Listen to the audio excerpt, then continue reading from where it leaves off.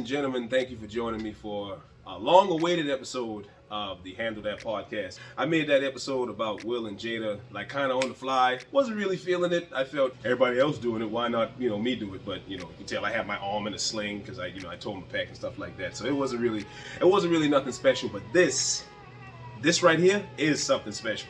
So as you can see here, I am joined with the man, the myth, the legend. Yo, this is J-Zod.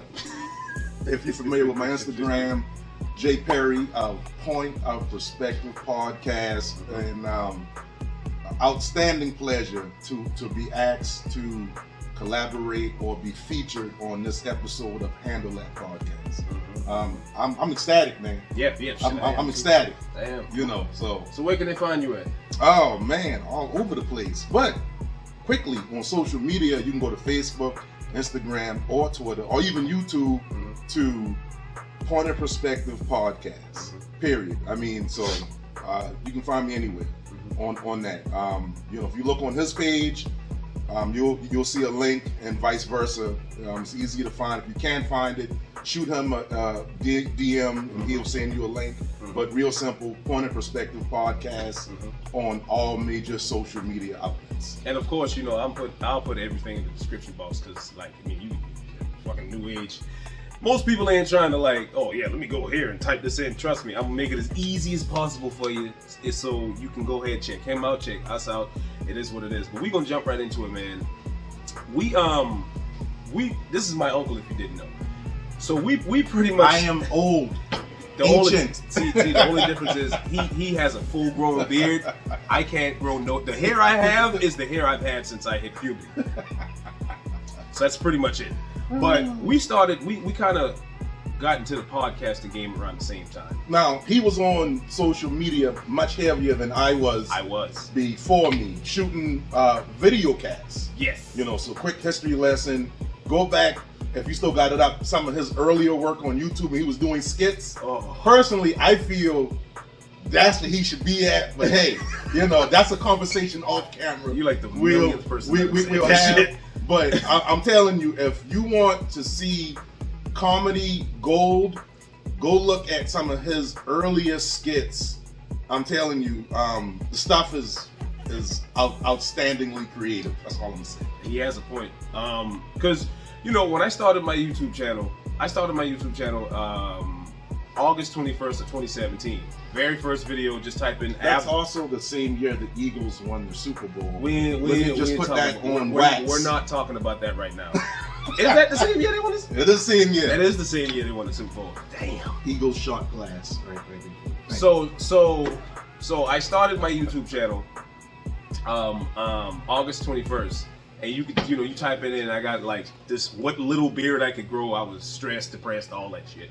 And what the main point of it, was to document my fitness journey, right? My fat loss journey, if you will.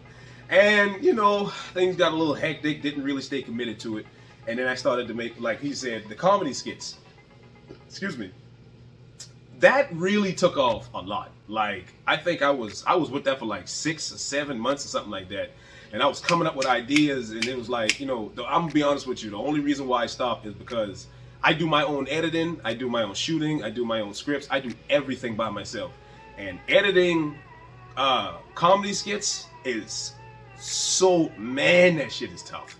But so I got a little lazy and I just stopped doing it. But I will get back into that. If he gets back into it, I promise I will jump in some of those skits. And what's crazy? Just because he said that, I'm gonna do it. I'm serious. I'm gonna do it. I'm gonna do it because man, I got so many ideas in my head. It's not even funny. But like I said, we kind of got into the podcasting game around the same time. Because with the rise of social media. Everybody feels as though they have a voice. You have the right to speak your mind and stuff like that. But my idea when I first started was I have all of these great ideas. I have this, in my opinion and other people's opinion, I have this great speaking voice. Why not, put it out there on wax just for the world to see and see how far I can go. I don't know if that was your Very, very, motivation. very, very similar. When I had the idea to do the podcast, the brainchild, if you will, before I did it, with everything I do, if I'm going to do a major investment into it, ergo bodybuilding, which I'm sure we'll touch on later in this episode. What I started doing, because and this is I'm gonna date myself, I used to listen to Howard Stern. Yeah, one of the original shock jock / podcaster. Him, Rush Limbaugh, for maybe a lot of heavy Republicans in your audience, but mostly Howard Stern. So I listened to Howard Stern for many years. I'm saying I'm gonna go back 20 years, and I was like, man, the topics, the guests, his reaction videos to things that was going on in the world. I was like, man, that's pretty cool. It's entertaining. You're going out of town, a long drive. I'm gonna fast forward to who is now the modern day king of podcasting, Joe Rogan. So it was in the before the pandemic hit the U.S. I was heavy in the Joe Rogan. So this is after my last bodybuilding competition, which was in 2018. I'm just consuming so much of Joe Rogan, and his style of podcasting was so intriguing to me, because even though Joe Rogan is white, he was able to talk to anyone. You could be a spaceman, a black man, an Asian woman, black woman, white woman. He was able to connect and have outstanding interviews with people. And I was like, I can do that, because I'm a people person. I got a lot of manager experience in my professional life. And I said, I can galvanize conversations with people, panels on topics and subjects, and I think I can do it at a high level. So I invested in the podcast equipment. I think I told you what I was going to be doing, and almost like a leap of faith, stepping off a cliff, hoping that there was ground at the bottom. I did it, man, and I've had some of the most exciting panel discussions and one-on-one interviews with people that I didn't think would be possible, if I didn't have some, faith in myself to go out and do it, man. So, and ultimately, I wanted to occupy a space for black male media, because I don't think there's enough of it. Everyone is pretty much, I think we have a caricature image of black men in the media, and I believe we're hearing how black men act and sound based upon news reports and comedy sketches. So I thought it would be dope to start adding more black male media from a real standpoint when it came to different topics in the world. Right. And so that's really, man, the brainchild of it was to give a voice to black men around my age, young up young and down, and making it, hey, if you want to jump on the podcast, you can DM me and be like, hey man, I want to jump on. I got something to say. I got something to say on the opinion. Even whether or not I agree with your opinion or not, you always had a voice, and still do, on Point of Perspective podcast, man. So I mean, because we definitely, I'm glad you said it, because we definitely live in this era where people feel as though just because I disagree with you, now I don't like you. Right. Now we have to have some type of beef or whatever. Right. But that's completely, that's stupid, because I say this all the time. If everybody thought the same, this would be a boring ass existence. What's your favorite color? Green? Red. His favorite color is red. My favorite color is blue. Imagine if everybody's favorite color was red. Just something as simple and stupid as that. It wouldn't really be fun. You see what I'm saying? But it's like, what he's saying is very true, because a lot of people feel as though they don't really have a voice. They don't feel as though they have, proper representation and stuff like that. Yeah. This is the main reason. Now I'll expose myself. This is the main reason why I don't watch TV now. Like, I rarely watch TV. Like, cats be looking at me like, oh, you don't watch Power, you don't watch Snowfall, you don't watch, Empire, you don't watch. I don't watch none of that. You know what I'm saying? Nothing against it, but from what I've been exposed to, from when I used to watch television, it's been a lot of negative shit. Mm-hmm. So this could just be my fault. I just assume that it's going to continue to be negative, and then you listen to the music, the way things are portrayed now, even the small amount of entertainment that I consume now, still very negative. So I just tend to stay away from it because I have my own ideal system of, you know, what it means to be, you know, not just a black man, but a man in general. Mm-hmm. You know what I'm saying? Mm-hmm. Because let's be honest, it almost seems as though there's like some form of an attack on what it means to be a man. Whether we get into that or not now, there's definitely something that can be talked about, you know, in the future, you know? So everybody has their own idea of why they want to do what they want to do. And fear definitely stops a lot of people from doing things like starting a YouTube channel, starting a podcast, you know, starting their own business endeavors. Like you even got the food truck, you know, which is, and let me tell you something. I don't know what it is with my family on both sides. We either are very good at singing or very good at cooking, or some of us are very good at both, right? And this cat right here, I didn't even like cheesecake before he started. He used to make cheesecakes, right? Still do. You still do? I still do. See, I'm so out of the loop, I don't even know. I never really liked cheesecake until I tasted, you know, I think he had a key lime pie cheesecake. Okay. And let me tell you something. I'd go to a dark place to get a piece of that cheesecake again. You know what I'm saying? So I'm currently under investigation by the Food Network. But that's a separate case. We won't get into that. My legal counsel has informed me not to even talk about that. I'm sorry. But that's how it is, right? And you know, because we in this era, man, it's like it's so much knowledge and information at your fingertips. Why not be why not be who you are and express yourself through what you like to do? Cooking, singing, you know, entertainment, stuff like that. What's the food truck page that's up now, right? The food truck page is on all social medias, and there's a website, which I will give you the links. You can put in the description. Right. Shooting for a grand opening May 1st. May 1st. Yes. So yeah, it's gonna be heavy. It's gonna be heavy. It's gonna be heavy. It's been in the making for a long time. Yeah, long time. For a long time. But you know, I always say, I always say a lot of things, but I always say it's not, you know, so much the journey itself, but did you get to your destination?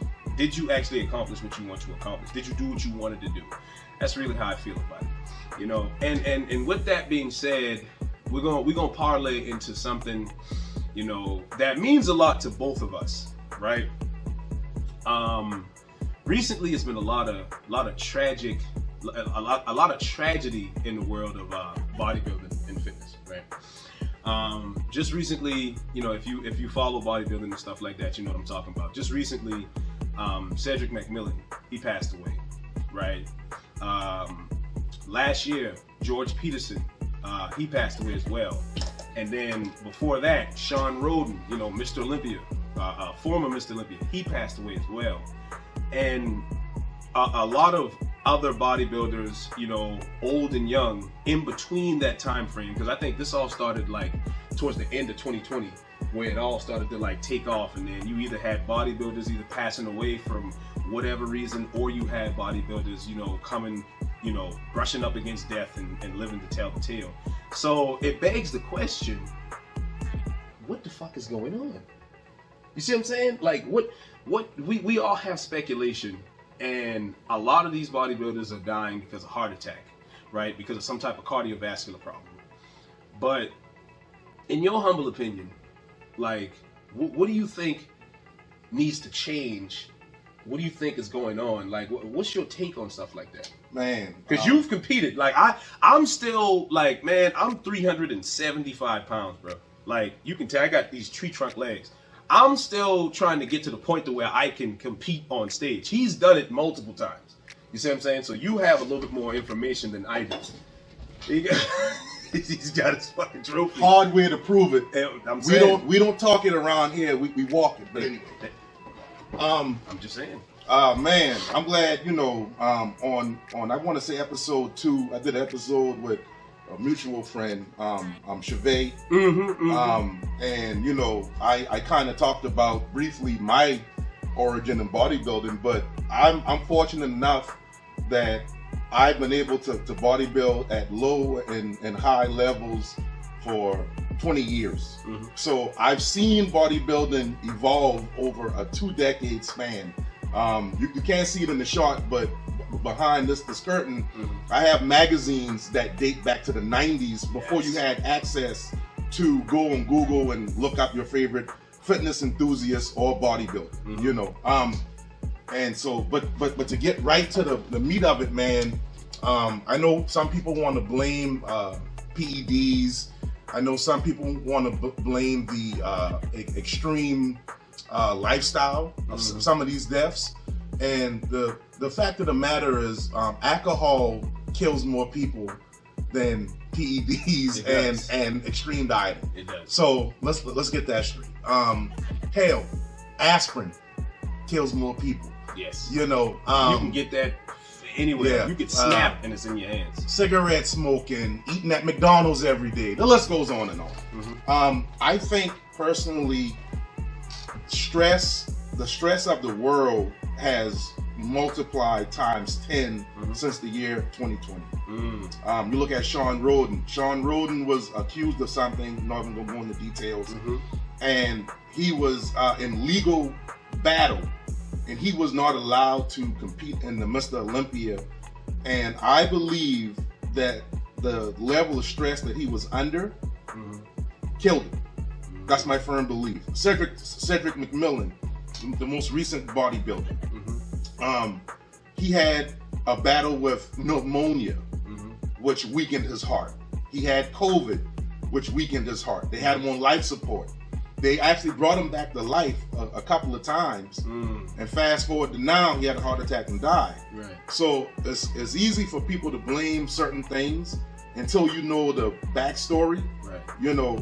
Because you have several bodybuilders who are still living. Yeah. But professional level. Right. Ronnie Coleman, Jay Cutler, Dexter Jackson. Dexter Jackson is the fountain of youth of bodybuilding. Yes. So I know that bodybuilding has a black eye right now, but I will say anything that you do to the extreme, there's always a risk. Yes. Basketball, football, extreme sports. Look at the crocodile guy. Crocodile hunter. The crocodile hunter died from a fucking stingray bite. A stingray. But this guy literally used to wrestle bears and shit, crocodiles and all that shit. But he died of a stingray sting. So when you become the best at something, there's always a risk reward factor. Bodybuilding is no different. I got you. Right. Right. And what he's saying is very true, because I remember right around the time where I got into it, which was like the early 2000s. There was a big thing about the health industry saying, oh, steroids is killing all these people, and then everybody who was like into the fitness industry and knew about it, knew what really was going on, all said the same thing. Like, okay, if it's killing these people, show us the bodies. Like, show us where all these dead people are going because of, or where all these deaths are happening because of steroids and stuff like that. When in all actuality, there's a risk with anything you do. There's a risk with anything you do. Like, I drive for a living. You drive for a living as well. The minute you put in your mind that you're going to leave your house, once you walk out that door, the probability of you making it home goes down a little bit. Once you crank up your car, it goes down even more. You get on the highway, it goes down significantly. You get on the interstate, it goes down even further. You get stuck in traffic, you kind of in the lower percentile. But see, we don't think about stuff like that because we're used to it, right? Whenever a death happens, especially if if the person is in good health, if it happens, it's always a surprise. You see what I'm saying? So I think for me, there's always a certain level of knowledge and understanding and research that needs to be done before you do anything, especially like bodybuilding. Because bodybuilding is one of the only sports to where the closer, not closer, but the further you push the envelope, almost to the brink of exhaustion, the better off you will be, right? It sucks because, you got to think about, these cats wake up every morning, they do hours of cardio. These guys restrict their calories to an unreasonable amount. They don't really go out and have fun because the smallest thing that you do that goes against your regimen could set you back days, weeks, and you can't afford to do that. So it's all regimented, and all of that stuff plays on your mind. See, people really underestimate the toll that the things you do take on your brain, take on your mind, I should say, because like you say, Sean Roden, I wasn't accused of what he did, but I can tell you from personal experience, being accused of something that you didn't do, whether he did it or not, right? Being accused of something that you didn't do, and then having to fight the legal battles, the public opinion battles, the mental battles with yourself, that shit can destroy you. That stress. Shit, it will kill you if you allow it. Stress kills. Yeah, it really does. Period. It really does. It does. And this is why, especially with the pandemic and stuff like that, marriages ended. Marriages have been ending at a crazy rate. Psychiatrists have been being overbooked because, people use we as humans, we use our daily routines to get us away from the stresses that we have in life. Because if I can go to sleep, I don't have to think about it. If I can get drunk, I don't have to think about it. If I can just go to work and occupy my time, I don't have to think about it. But when you can't work and you have to be face to face with your problems all day long, that defense mechanism that you built up, that is, I need to find something to avoid this, is no longer there. So now what do you do? You see what I'm saying? Now what do you do? So definitely something that needs to be further talked about, further discussed, because it's I really want to say that I hope this is the end of this foolishness in bodybuilding, but at this rate, I don't even know. The reason why it seems amplified is because of technology. Mm-hmm. Someone dies every second. Yeah. Right? These are facts. But because we can open up our phone and get a news alert, mm-hmm. we find out about this stuff almost immediately, and versus because of technology, it's like a double-edged sword, mm-hmm. With Cedric McMillan. If this was back when I started bodybuilding, we wouldn't have found out Cedric died until the latest issue of Flex magazine came out, mm-hmm. which was once a month, mm-hmm. Or unless you knew him or knew somebody that knew him and you found out through a phone call, right? And so by that time the shock value goes way down, mm-hmm. So we are in an instant shock value world right now, mm-hmm. Where you find out everything just like that. Someone gets into anything with legal, you pretty much go online and you can read the details on it. Shit, about somebody dying in a country 1,000 million miles away, and you live here. Hell, you can watch live footage of anything. Yeah, pretty much. Police brutality. Yeah. All these things. Yeah. So I mean, I think it's the kind of thing that I don't know if it's necessarily going to be over in the bodybuilding world. This year, somebody else might pass away, unfortunately, and the way I look at it is, for the bodybuilders specifically, mm-hmm. if you get all these men, alive on their deathbed, okay, with the exception of Ronnie Coleman because he's still alive, mm-hmm. ask them if they'll do it all over again, and they will say yes. They would say yes. They will say yes. They would say yes. Listen, Ronnie Coleman, because see, listen, I don't know who your favorite bodybuilder is, but Ronnie Coleman is my favorite bodybuilder, right? And this man has been in interview after interview after interview. This guy done had 15 surgeries. I think he said the record was 5 surgeries in 1 year, which is ridiculous. I just had surgery to repair my torn pec about 6 weeks ago, and I don't even wanna even talk about that, But to have surgery after surgery after surgery after surgery, it's Anyway, but I say that to say this, he was asked on damn near every interview he did since he retired, knowing you went through all of this, knowing you did all this, knowing all this happened, would you still do it again? And every single time he said yes. Yep. He said yeah, because it just means that much to people, right? It just means that much to the competitor, you know. Let me just cut in real quick. Let me just say this. Uh-oh. For me, I'm focusing on men. I'm a man. I can't speak for the women, but I'm sure your heavy competitive women understand what I'm about to say. Mm-hmm.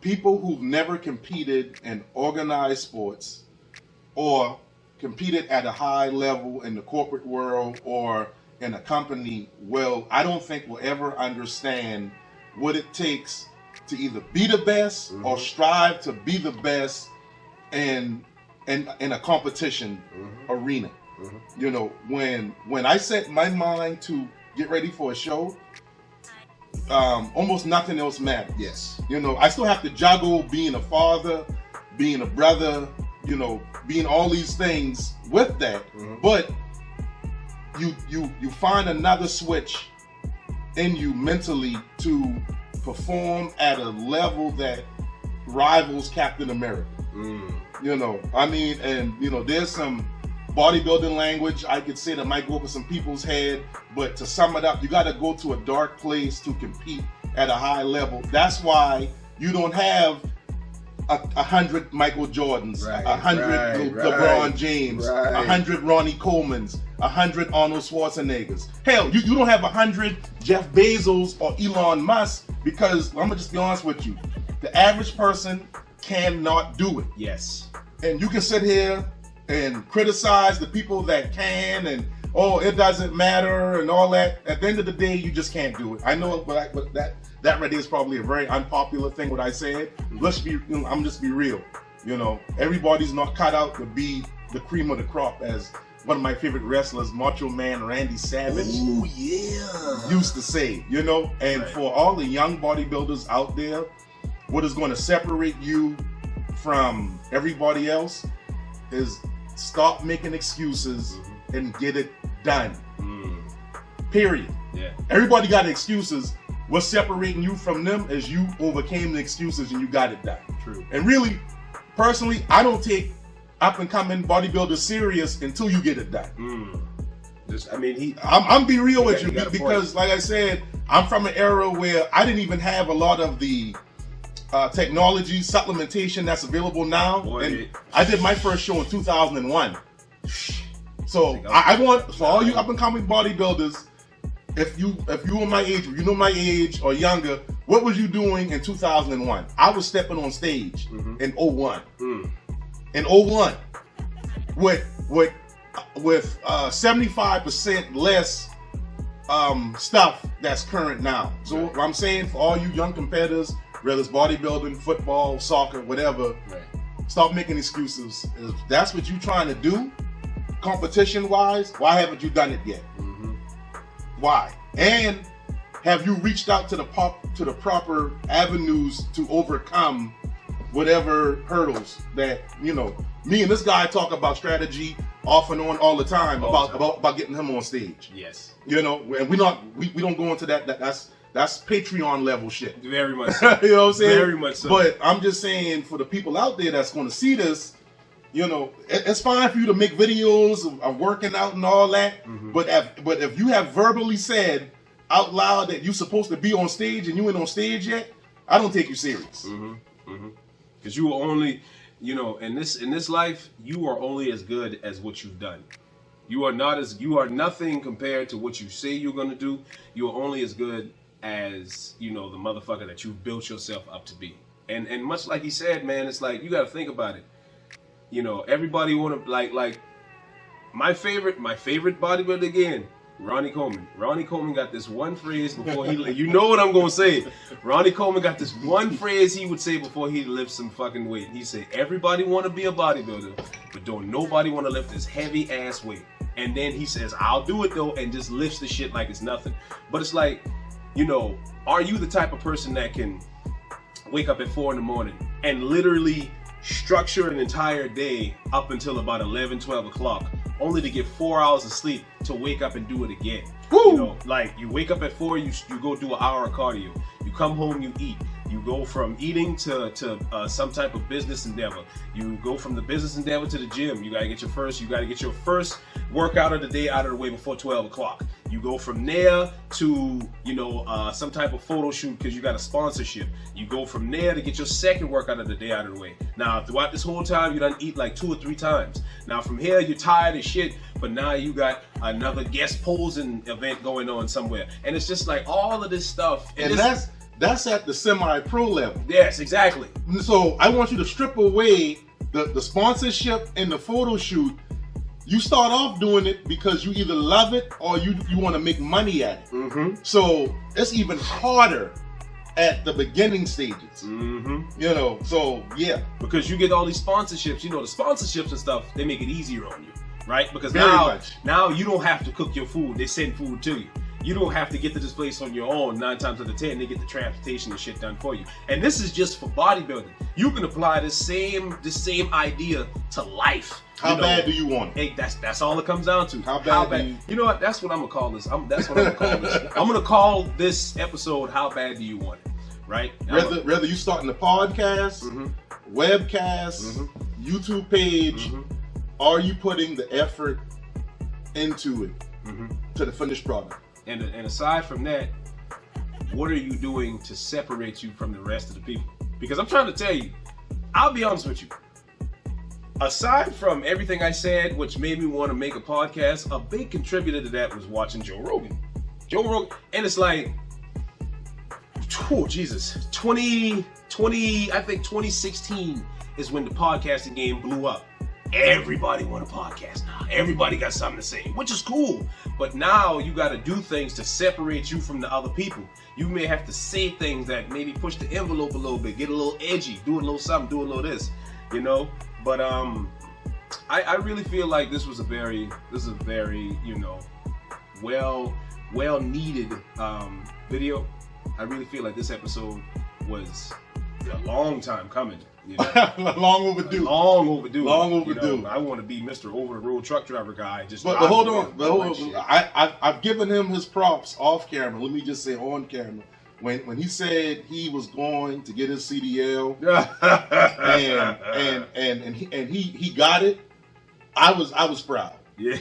I was proud as an uncle to a nephew, because aside from everything we're talking about, as a man, you need to have a skill that pays the bill. Very much so. So whether it's truck driving, being a welder, electrician, you know, getting a degree in STEM, science, technology, engineering, or math, not these worthless degrees, which is another conversation. But as a man, competence gets compensated. So when he said he was going for this, that on the shirt. You know, when he said he was going for this, I knew once he achieved it, it was going to open other doors for him. Whether or not he sticks with it is a whole nother conversation, but he can take this skill and he can move anywhere in the world, anywhere in the US and parts of the world, and he can earn an honest living. This is true. He don't need to bag groceries. No. He don't need to mop anyone's floors. No. You know, so I'm not saying truck driving is the way to go for men. I'm just saying, as a young man, obtain a skill to pay the bills. We can go on and on and on about it. I can tell you everything you need to know about truck driving and shit like that. But we gonna leave it there. But yeah, man, like I said, this was a great episode. I really hope y'all enjoyed it. Definitely look forward to, you know, more episodes from me, more episodes from, you know, me and him, you know, he and I, if you really want to be that specific and stuff like that and shit. But keep in mind that whatever it comes down to what you want to do, you have to be willing to step into the fire. You have to be willing to take the bumps, the bruises, take the licks, come back from it, and be able to say, this is really what I want to do, and I'm willing to expose myself to this pain, to this frustration, because I know on the other side of all of this bullshit I'm going through is going to be what I really want to do, right? So keep that little nugget with you, and I hope y'all enjoyed this episode. Everybody stay cool, stay groovy. You can follow him at the Point of Perspective Podcast on Instagram, Facebook, Twitter. I need to get back on my Twitter game. Yeah. Twitter, you know, you got Snapchat? I do not have a Snapchat. You should make a Snapchat. I'm kind of old. Hey, shit.